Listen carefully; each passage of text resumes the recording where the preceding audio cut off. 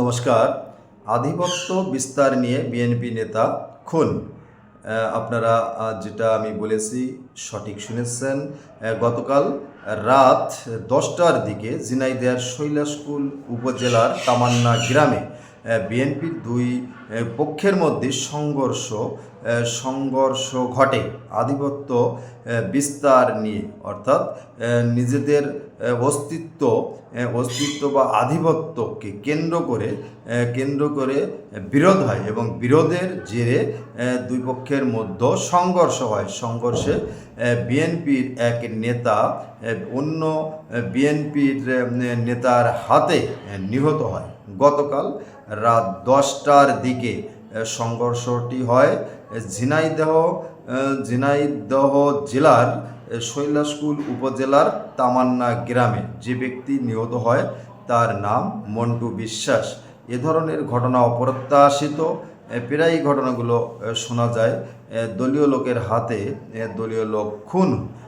এই ঘটনাগুলো বর্তমান বিএনপির ভিতর বেশি শোনা যাচ্ছে। বিভিন্ন জায়গায় আধিপত্য বিস্তার নিয়ে বিরোধিতা এবং সেখানে মারপিট, গ্যাঞ্জাম, জঞ্জাল, ঝামেলা এবং কোথাও নিহত হচ্ছে। এটা অপ্রত্যাশিত।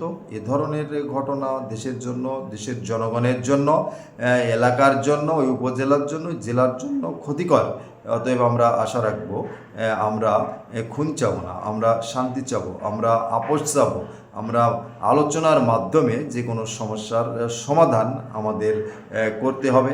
এটা বিএনপি হোক, আওয়ামী লীগ হোক বা যে কোনো দলই হোক, দলের মধ্যেও সমস্যা থাকতে পারে, পাড়া প্রতিবেশীর ভিতর সমস্যা থাকতে পারে, জায়গা জমি নিয়ে সমস্যা থাকতে পারে, কিন্তু আমরা এই সমস্যাগুলো আলোচনার মাধ্যমে একাধিক ব্যক্তিকে ডেকে প্রয়োজন হয় সালিসির মাধ্যমে আমরা মীমাংসা করব। আমি সকলের প্রতি কথাগুলো বলছি এই কারণে, আমরা প্রায়ই পেপার পত্রিকা খুললে দেখতে পাই আধিপত্যর জন্য বিরোধিতা এবং বিরোধিতার কারণে মারামারি, সংঘর্ষ এবং সর্বশেষ মুভমেন্টে দেখা যায় মৃত্যু।